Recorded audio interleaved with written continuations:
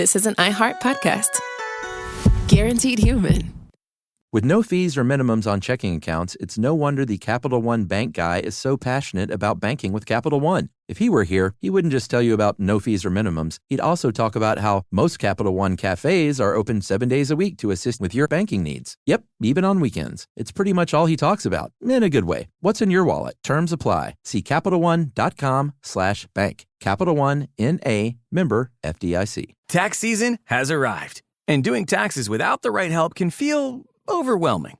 Intuit TurboTax is here now to guide you through it with confidence. Match with a TurboTax full-service expert who handles everything for you from start to finish. Your dedicated expert checks every single deduction and credit to help you get the best possible outcome so you can feel confident you're getting every dollar you deserve.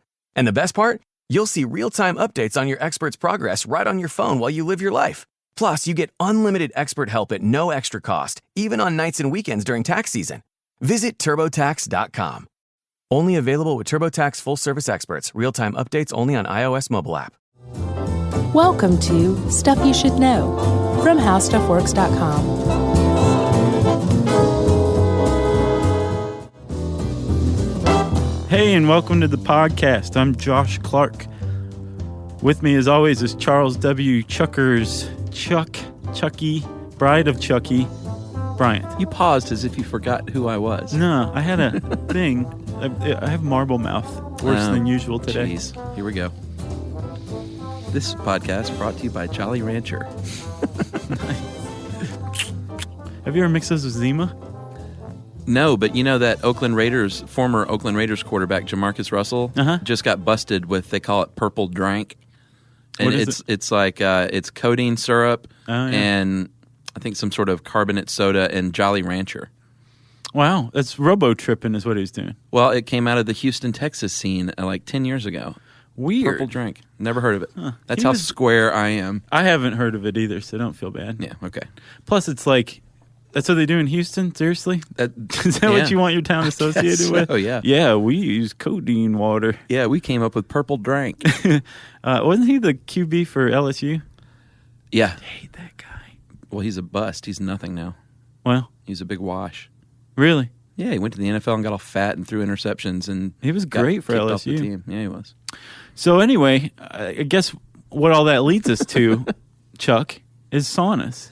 Yeah, football players, well, they probably are steam room guys. Yeah, let's talk about, that's a great place to start, Chuck. There's a difference between a sauna and a steam room. There's a number of differences, but the mode of heat is what's really different, right? Yeah, and I should point out, we called this saunas, more interesting than you think for a reason. Yeah. Because Robert Lamb, our esteemed writer and stuff from the Science Lab, co-host, he wrote this, and he told us like months ago, he's like, dudes, you should do saunas. Yeah. Like, saunas. It's way cooler than you think. Yeah. And it's dirty and filthy and like... And he was right, too. Steeped in history. Yeah, this is, for my money, Robert Lamb's the best writer on HowStuffWorks.com. We always say ever. that. Mm-hmm. But he wrote an altogether pleasant article that I've read like many, many times, and every time I just love the way he wrote it. It's a great article. We should read the first line. Please do. The first line of his article says, "You're going to want to read this article naked, so please, before you go any further, disrobe completely." Mm-hmm. So if you're in the confines of your own home, if the shades are drawn and you're an adult, nice and there's no one else around that you feel uncomfortable with. Very specifically, Chuck is only talking to people who are, we'll just go with 21 years of age and older. No, 25. And you're alone in your house, and if you're listening to our podcast and you feel like doing so naked right now, please do. Right. Now, saunas, more interesting than you think. Right, thank you. Brought to you by Jolly Rancher. Chuck, we were talking about the difference between a steam room and a sauna. Yes. A steam room is heated by moisture. Yeah. Vapor, water vapor. Mm-hmm. And for that reason, the average steam room is going to be about 104 degrees Fahrenheit, which is 40 degrees Celsius, right? Pretty hot. It is, but you can't jack it up much hotter than that. And the reason why is because it feels so much hotter than it is. Because it's a moisture-rich environment, and our body cools by sweating, and then the sweat evaporating off of the skin. Yeah, cools you down. That creates our cooling sensation. Well, in a steam room, you sweat. You sweat buckets. Yeah. But it never evaporates because for evaporation to occur, the environment, the ambient air, has to be drier, than your skin. Right. And if it's equally dry or it's wetter, then your sweat's not going to evaporate. No cooling effect. Right. Which is why sweating while you're swimming is it's a problem. It's disturbing. Yeah. Which is what I do. Yeah. And then in a sauna, conversely, this is dry heat. So it's going to be a lot hotter temperature-wise in there, right? Yeah, I mean, if a steam room is 104 degrees Fahrenheit average, you're talking 176 degrees Fahrenheit. Yeah, it's hot. 80 degrees Celsius in your average sauna. Yeah. And do you like saunas and steam rooms? Mm-hmm. You do? I've never really sat in a steam room, but I love saunas. Actually, growing up, there's a Holiday Inn in Toledo that my family had a pool membership to, and they had a sauna. Whoa. You could get a pool membership to a hotel in Toledo in the 70s. 70s and 80s, yeah. Wow. Yeah. Never heard of that. But, I mean, now that I look back, I'm like, yeah, that's really, really weird. You know what? It probably wasn't a membership. Your dad was probably like, yeah, we got a membership, kids. Come on. Right.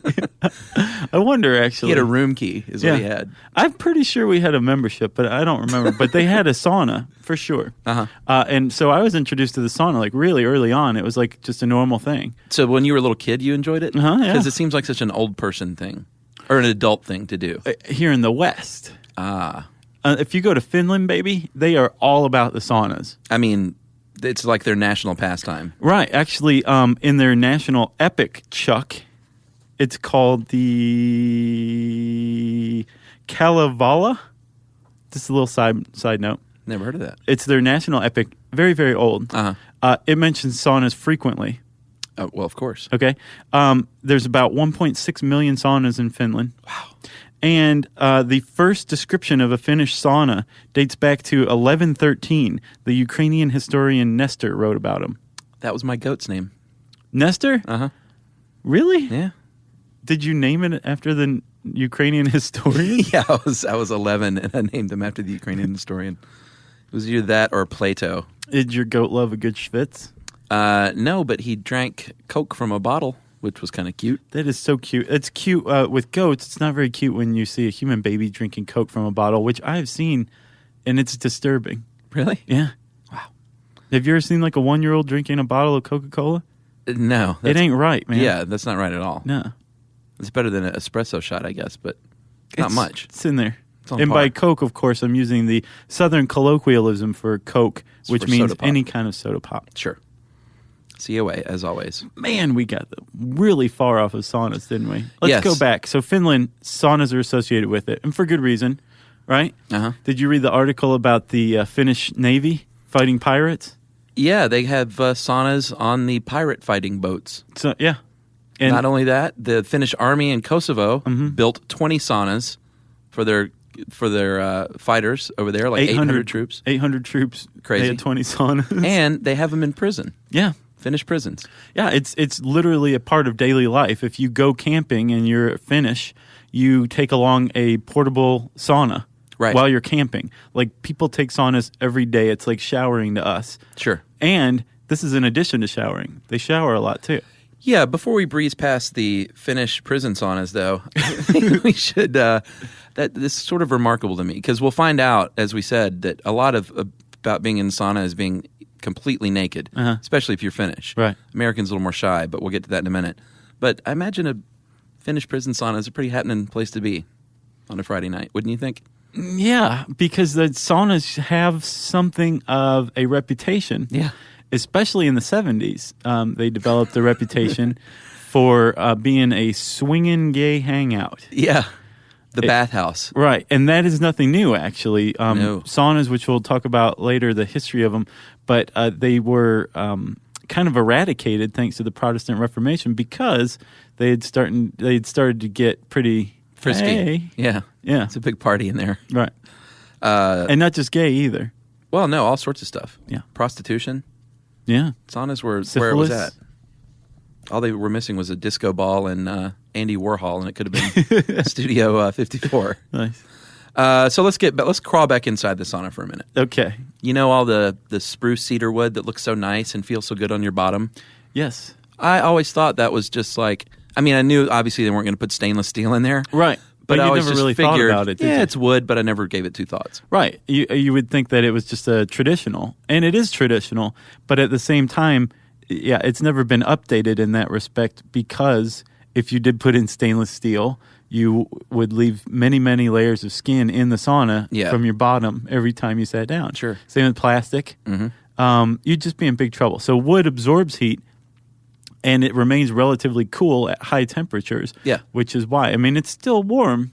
Your tuchus is hot, but it's not like you're not hurting yourself. Yeah, and Robert also pointed out that it absorbs steam and stores heat and releases like that fine cedar smell. Right, which is why like they use experience. cedar and spruce, because they have natural aromatics trapped within more than others, right? I love cedar. Except pine, but I don't know if you'd want to just sit there and smell pine the whole time, would you? Maybe not. It'd get a little crazy, I think. Yeah, I think so. So, Chuck, let's talk about the original Finnish sauna. The Savusana? Yeah, nice. Savusana. It looks sort of like the Unabomber cabin. It's literally a cabin-like structure. Right. No windows. No chimney. No chimney. Which is important because it is a wood fire sauna. Yeah, and it's a little disconcerting. Apparently, if you have an original Savusana, it takes like all day to get it hot enough. Right. You're burning wood. Yeah. There's smoke in there. Yeah. It's black soot on the walls. And this is where you're supposed to go in and sit. Yeah. It sounds very dangerous to me. It does. It doesn't sound healthy, which is why the Savusana, because of the eye irritants, the fact that you're inhaling carbon monoxide and all sorts of other stuff. Yeah. Is generally relegated to sauna purists, according to Mr. R.L. Lamb. Yeah, but I get the idea that you're supposed to let the smoke clear out as much as possible. Is that right? Yeah, like but how? How do you do that? Well, because you're just letting all the heat out, you know? Yeah, he said it seeps through. The cracks in the roof. Yeah, yeah. Well, Still, hinky to me. Yeah, and I mean, a if COA, it's getting hot enough. Yeah, as a COA, I would say please do not try and build your own Savusana, because you will likely die of asphyxiation. That's what I'm saying. Like, I don't understand how people survive these saunas. I know, right? So, they're generally left to sauna purists, and the rest of us just use regular saunas. It's just called the sauna, and this is the very recognizable sauna with spruce or cedar wood, right? And a stove. Most of the time, these stove called Kiowas are electric these days. Sure. Although you can have a wood burning Kiowas, Kiuas, that has a chimney. Right. So you have gas too. The main feature isn't that it's wood heated for a Savusana. It's that there's no chimney and you're inhaling it. Yeah, and well, we should point out too, like whether it's wood or gas or electric or whatever, that's not providing the heat. You're heating rocks. Right, and then the rocks transfer the heat to the surrounding environment. Yes. And if you want to jack the temperature up a little bit, remember we talked about a steam room. That it's heated by water vapor. Yeah. You can actually use the same thing for a sauna. You take a little water through a ladle from a bucket, splash it on the rocks, and all of a sudden you have what the Finns call loili. Well, there's an umlaut in there. I know, and I'm not big on Finnish pronunciation. I know how to say Simo Haya, and I'm not even sure I'm saying that right. I'm going to go with lurli. Lurli? Lurli. That's Swedish, I'm sorry. Yes. I just said something in Swedish. So since we were talking about the rocks, we should say that the rocks, it's very important. You can't just throw granite in there, because granite will probably explode in your face. Right. If it gets that hot and you put water on it. Real danger. Exploding rocks are not good. No, you need unweathered quarry rock, and he listed a few. Hornblende is my favorite. The one they like the most is, what is it? Periodotite? Peridotite. Because there's a semi-precious mineral called peridot. Yeah. So I imagine this is where it comes from, peridotite. Or our old friend basalt. Yeah. Makes an appearance again. Basalt. Why? Why can't we get that one? It won't stick in our head. Like there's no neural pathway forming when we hear that word.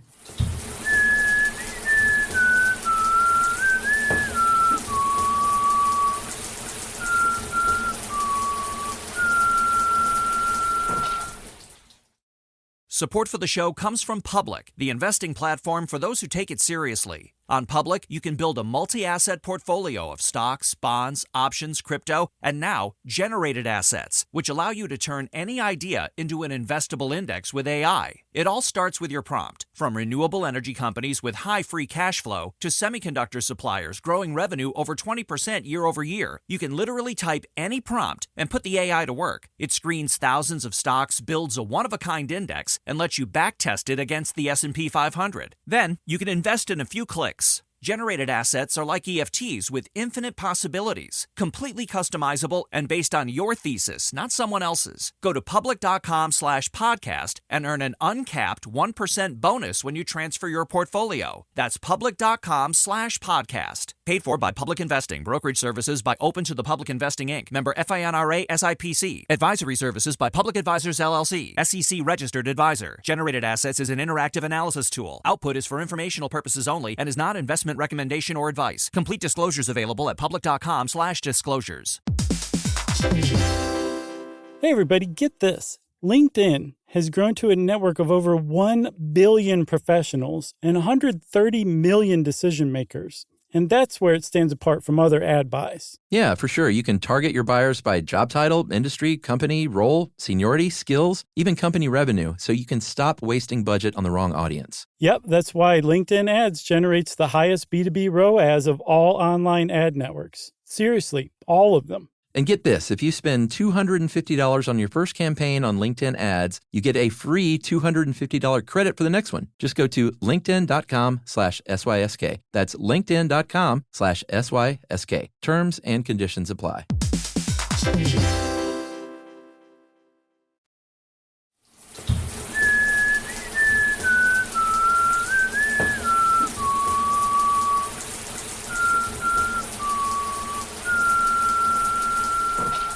So anyway, peridotite. Yeah, so basalt. those are the rocks, the unweathered quarry rock that you can use to get really, really hot. You can pour water on them, it'll steam, it'll hiss, right, but it won't blow up in your face. Right. Again, which is very important. I was surprised to find that the Swedes don't have a name for the pile of rocks that heat the sauna. They have a name for the stove, kiovas. They have a name for the steam, yeah, which is lurli. Yeah, but they don't have a name for the rocks. It's called a pile of rocks. Yeah. Interesting. Just I bet put some there is water a name on that for it. pile of rocks and make us some loily. Josh, you can also have what's called an infrared sauna, and that's the latest and greatest. And people that believe in the infrared sauna say that it actually penetrates like into your bones. Which is good and bad. Yeah. If you listen to the Butterfly Wings podcast, you know infrared means redder than red on the spectrum of light, right? Yeah. And it's radiation. Sure. It exists as radiation. Yeah, I don't know if that's good. Basically, what's going on is you're being bathed in infrared radiation. Yeah. So it heats you up. I'm a semi-purist, I think. Yeah, I think I would just like a regular sauna. Not a savu with sauna. A stove, a kiosk. Exactly. Yeah. They're kind of like they have at the gym. Yeah. Or at the Holiday Inn without Toledo. The old naked men. Well, that is the thing about saunas that you're going to run into, Chuck, is naked men and naked women even, depending on where you are. Why not? Yeah, that's Robert made sure to point out that depending on where you are in the world, different cultures have different traditions. Yeah. Finland, a lot of Eastern Europe, Russia, you can pretty much drop everything. You got to have your towel, though, because you got to sit on it. Right. You may be completely naked, but you still have to have a towel for hygienic reasons. You don't want to just sit your butt on the cedar plank where somebody else just sat their butt because there's a transfer of butt funk. Yeah, but you know what else I thought was funny? He said that they don't, like Americans who want to wear like their bathing suit in there, they're really frowned upon because of hygienic reasons. Right, you just cover up with a towel. Yeah, but why is that not hygienic to wear like your Speedo in there? Does a butt funk get trapped in the Lycra? I think the butt funk can make it through the Lycra to the outside of it. Is that it? Maybe, I don't know. I just thought that was odd. Yeah, because here in the U.S. we're like, no, you wear a bathing suit for hygienic reasons. That's my point. Yeah. That's my point. Maybe it's because we don't wash our bathing suits quite as often as we wash ourselves, our naked bodies. Maybe so. This is a steamy episode of Stuff You Should Know. Well, we are talking about nakedness, and we also should mention that same-sex saunas are found all over the place in Europe. Yeah, where saunas have traditionally been around for a very long time. Yeah. They tend to have same-sex, although they'll also have mixed-sex as well? Yeah, there's both. Wait, I'm sorry. The places where the saunas have been around the most are more likely to have mixed sex. Places where it went away for a while and came back would have more like same-sex saunas, right? Right. I was confused. I'm sorry. Germany, Austria, Scandinavia, Eastern Europe, he says, generally offer nude mixed company bathing. Mixed company. Like men and women. You got it. Yeah. And Russian banyas. Did you ever see Eastern Promises? Yes. It's such a good movie. Has there ever been a more uncomfortable fight scene in your life completely naked than the Viggo naked Mortensen stabbing fight a scene? couple of guys? It was If you haven't seen that movie, for you. Yeah, it's an awesome movie. It's for adults. It's rated R or maybe NC-17 even. Possibly triple X. Triple X, the old triple X. But yeah, there's a fight scene where Viggo is completely naked in a bathhouse and fights these guys. I can't imagine anything worse than being in a fight when I'm completely naked. I would just. That gives me the hives. It does me as well. Thinking about it. Yeah. Let's talk about sweat. Yeah. Let's talk about the science of it, huh? Yeah. Because that's what it's all about. Yeah. But a lot of people who use saunas say that they're very healthy. And as Lamb gets into, that goes back to the idea that sweat is excretion and excreting anything is healthy. Sure. But he also points out that it's very easy to make this mistake. This idea of any excretion's good has been around for a very long time. And don't forget, we used to use leeches to suck our blood. Yeah. We used to believe that pooping as much as we could was a good idea. Right. Which I kind of still cling to that one. Yeah. I do too. Good. I'm a big believer in it. If you're talking sweat, Josh, what happens is nerve endings are triggered by heat. And it releases a neurotransmitter called acetylcholine. Exactly. And he says there are 2.3 million sweat glands that all of a sudden kick into action. Which are also called eccrine glands. Eccrine glands. Which are different from apocrine glands. I feel like I have more, but it's probably not the case. Mine are just overactive. That's possible. Hardworking. You do. I've seen you sweat in a 70-degree Fahrenheit tank, which is chilly. You have to have a wetsuit for that, and Chuck's still sweating. Again with the swimming and sweating. So he claims that in a 15-minute sauna, the average person sweats about 4 cups, about a liter of sweat, which is way more for me. Yeah, in 15 minutes, right? Yeah, I can sweat about a gallon in 15 minutes, I guarantee it. That's a lot, man. A liter of sweat is a lot of water to lose. It is. You know? But I mean, you should see me in a sauna. It's awesome. Right. It's one of the best feelings.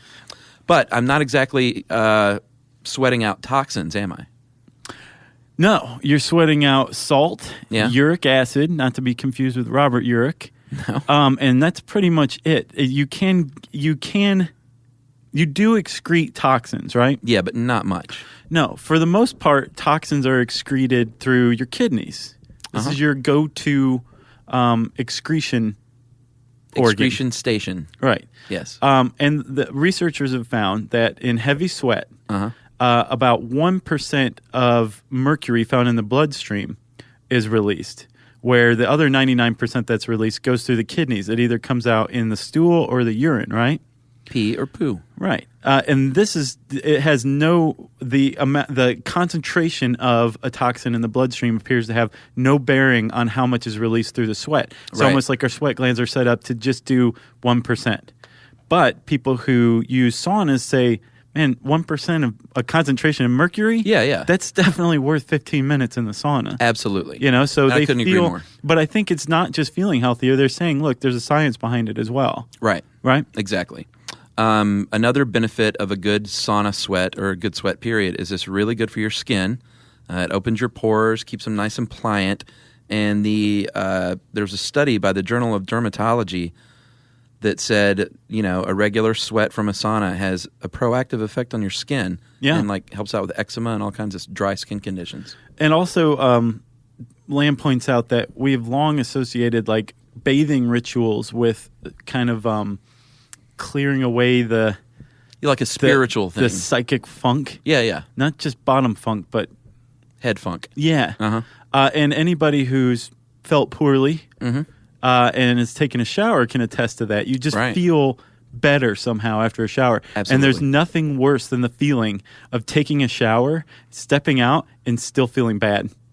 because you know it's going to be another 24 hours before you are going to start to feel good. Sure. Like, you know you've screwed up big time if you take a shower and you still don't feel good afterward. Right you are, Josh.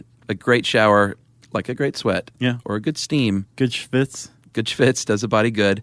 We were talking about the Russian banya, the saunas there, the bathhouse. They also would beat themselves. I think they probably still do.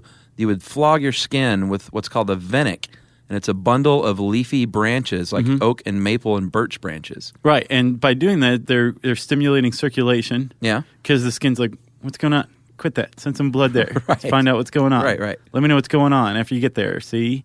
And that's what the skin's doing, right? Uh-huh. And it also produces a mild euphoric effect, apparently. Yeah, it releases the plant oils, which is also a good thing. Yeah. And he said it stimulates the production of opiate endorphins, and it's like a mild narcotic effect. Yeah. Crazy. Which I love that those three words together. Mild narcotic effect. That's it's almost like cellar door. Right. Mild narcotic effect. That's better than massive narcotic effect. Right, yeah. Then you're in trouble. Then that shower doesn't work. Chuck, also saunas produce a mock fever. Yeah, I thought that was kind of cool. So your internal body temperature can raise as much as 5.4 degrees Fahrenheit, right? Mm-hmm. And the temperature at your skin can increase by as much as 18 degrees Fahrenheit. That's a lot. That is a serious amount. Yeah. And by doing that, your body's like, oh, okay, I'm sick. I need to jack my immune system up. So white blood cell count or white blood cell production is increased. That's good. The lymph nodes, which are another internal waste system, a very important one, are flushed. Right. And you start to sweat even further. Yeah, but it doesn't increase your blood pressure. It increases your blood pumping. Circulation, but not your blood pressure. No, but if you do have high blood pressure, we should say saunas are not recommended for you. Well, we should just go ahead and say who all it's not recommended for. Kids and old people. Yeah. It's not recommended. Pregnant ladies.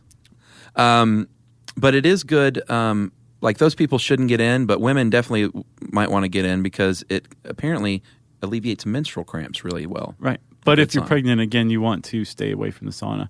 But you wouldn't have menstrual cramps first. though, if you're pregnant, right? Very, very astute point, Chuck. Thank you. Lastly, about physiology and saunaing.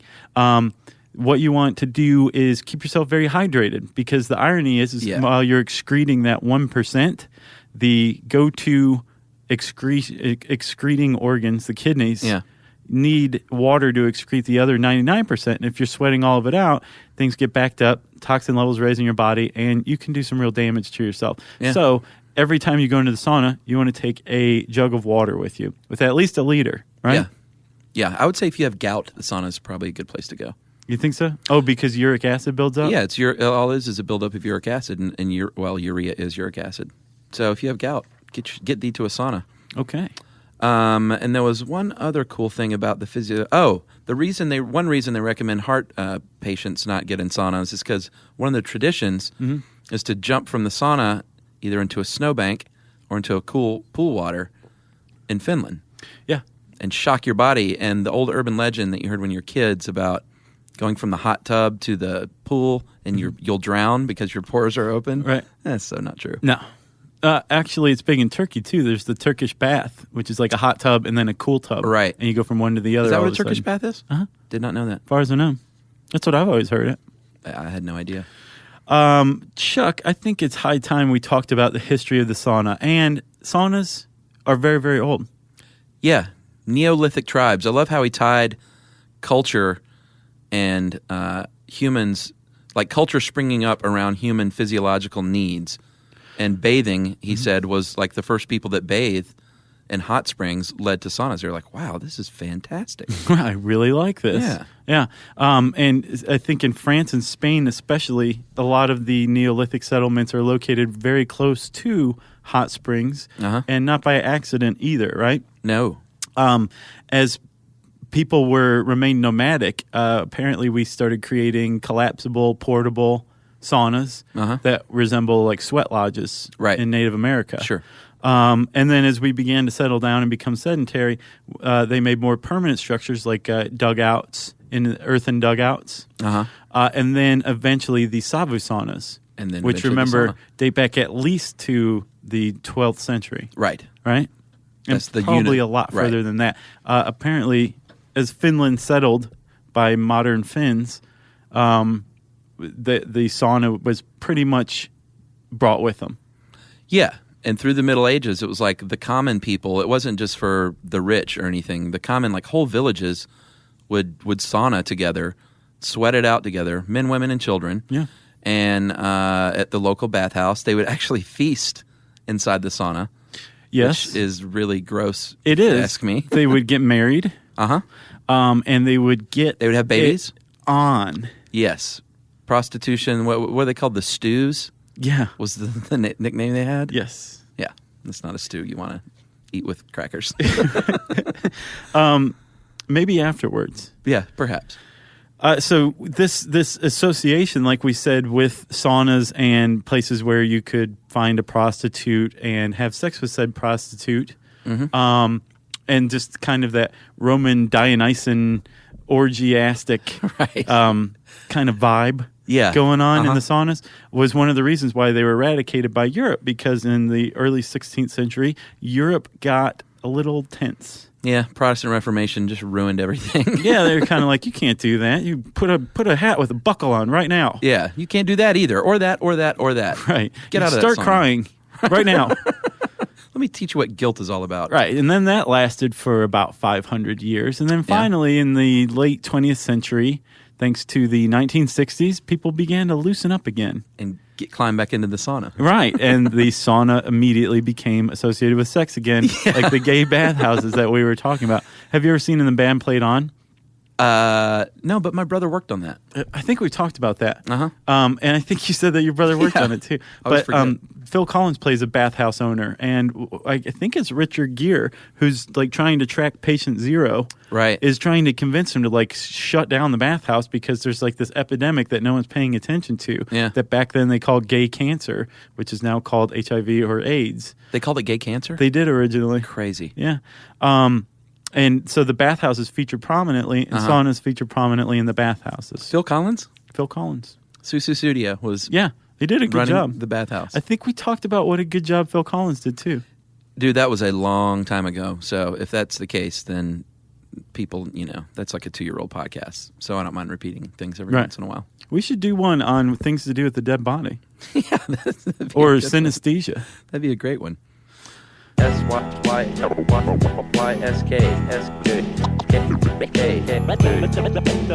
you should know.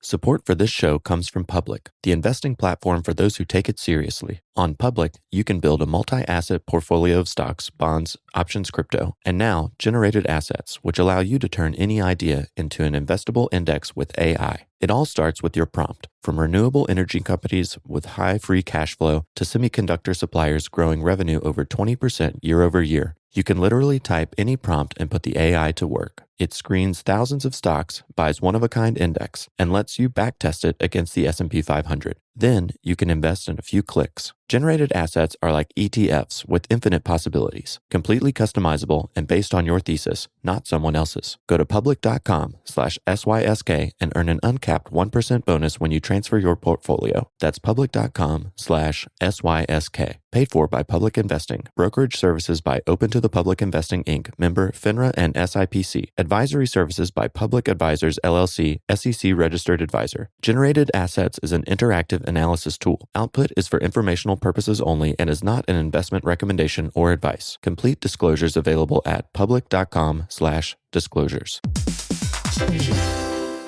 Hey, everybody, get this. LinkedIn has grown to a network of over 1 billion professionals and 130 million decision makers. And that's where it stands apart from other ad buys. Yeah, for sure. You can target your buyers by job title, industry, company, role, seniority, skills, even company revenue, so you can stop wasting budget on the wrong audience. Yep, that's why LinkedIn Ads generates the highest B2B ROAS of all online ad networks. Seriously, all of them. And get this, if you spend $250 on your first campaign on LinkedIn ads, you get a free $250 credit for the next one. Just go to linkedin.com/SYSK. That's linkedin.com/SYSK. Terms and conditions apply.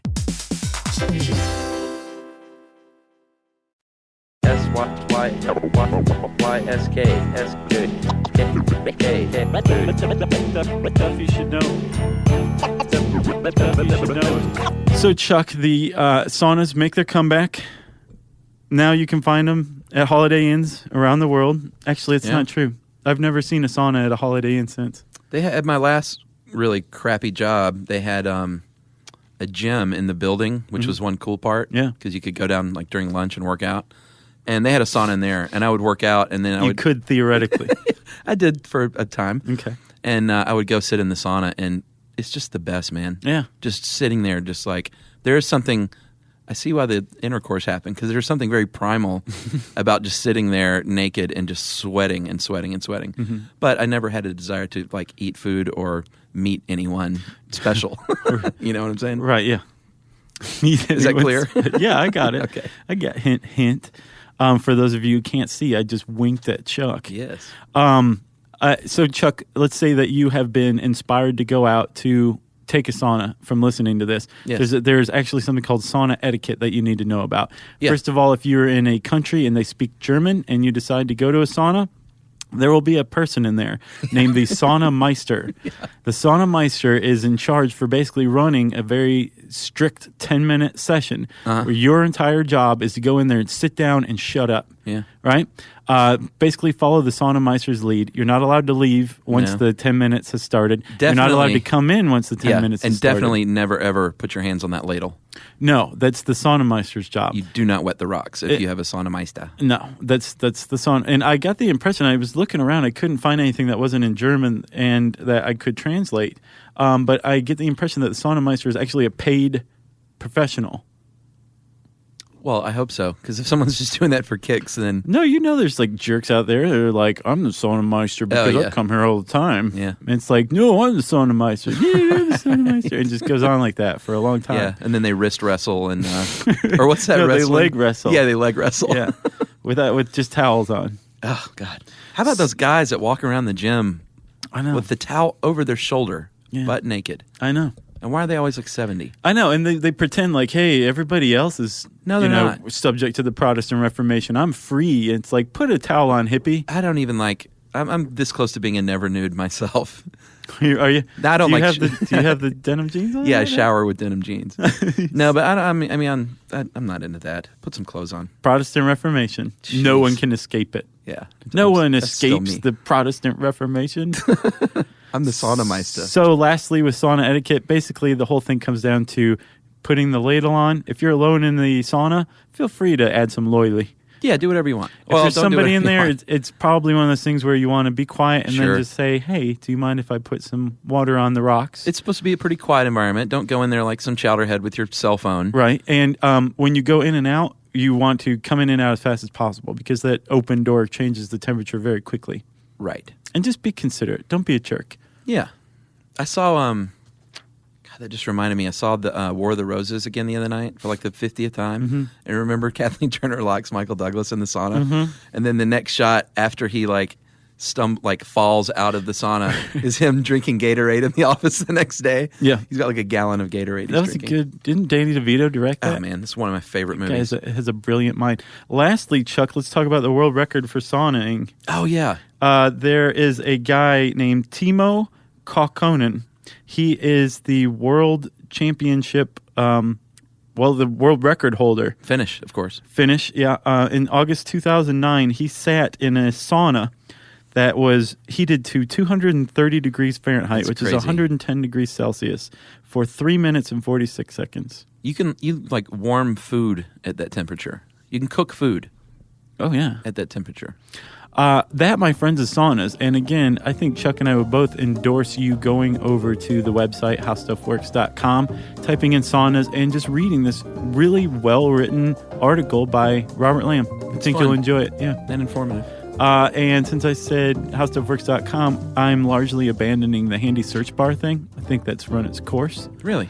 So, yeah. So the new signal for listener mail is howstuffworks.com.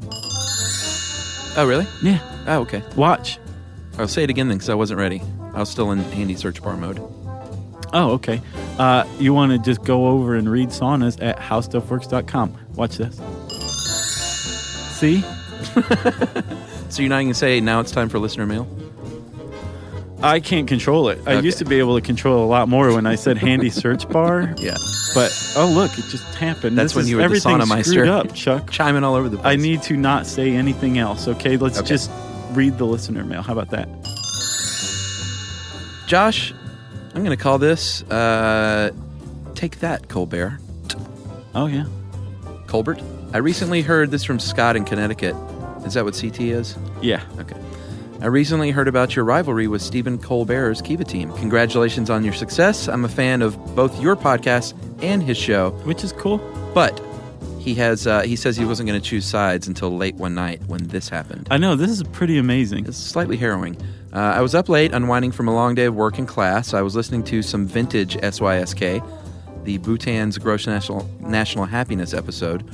After a little while, I noticed a strange smell, a little like overheated electronics. Yeah, ozone. Yeah, this is a scary smell. I sniffed around my computer and noticed that it seemed to be stronger near the door to the rest of my apartment, opened it, and this visible wave of thick, acrid smoke and gas poured into my room. Wow.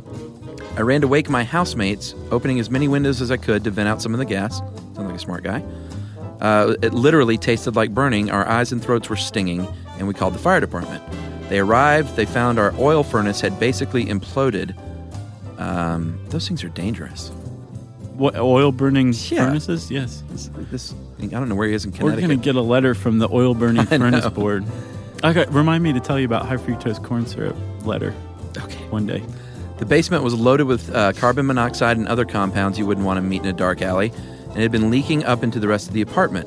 If not for your podcast, I would have gone to bed earlier, never noticed that smell. This is why I mentioned Colbert, you may wonder. As it turns out, my roommate, Caitlin, had been watching Colbert upstairs, and she fell asleep. She was tripping Z's when I woke her up and pulled her to safety. Where was Stephen Colbert in our time of need? He may have a space treadmill named after him and a high-profile primetime TV show, but he's no substitute for SYSK when it comes to riveting and informative late-night life-saving. Thought I would add another game-winning point for Team SYSK. Yeah. Scott in Connecticut. He's also no SYSK when it comes to raising donation loans for the developing world. Because we beat the tar out of him on Kiva. Yeah, kiva.org/team/stuff you should know. Chuck, we indirectly saved these people's lives, you realize. We've saved quite a few lives at this point, my friend. If only we'd been there for the family at the end of storytelling. Yeah, I want to know if we've killed any. Oh, God. It's so awesome. You're so hooked on Todd Solondz right now. Love that guy. Todd Solondz, if you're listening, I appreciate your work, buddy. Yeah, I do too. Yeah. If you are Todd Solondz, we want to hear from you. Send us an email, wrap it up, spank it on the bottom, and send it to stuffpodcast@howstuffworks.com.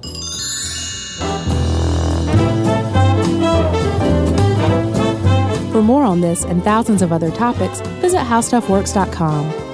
Want more How Stuff Works? Check out our blogs on the howstuffworks.com homepage. The NFL playoffs are here, and Wild Card Weekend powered by Verizon is in full swing. Man, it all comes down to this. The stakes are high, hopes are higher, and everything is on the line. My goodness! It's win or go home, and every moment counts on the road to Super Bowl 60. It's a touchdown! Wild Card Weekend powered by Verizon. Through Monday. Visit watch.nfl.com for the full schedule. You know, Donald, I just want to scream out into this canyon and tell the whole world T-Mobile's got home internet. Do it, Zach. T-Mobile's got home internet! Let me try. T-Mobile's got home internet! How much is it? What? Just $35 a month, and it's guaranteed for 5 years. I'm switching! Me too!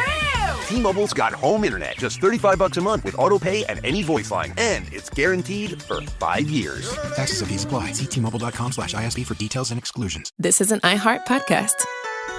Guaranteed Human.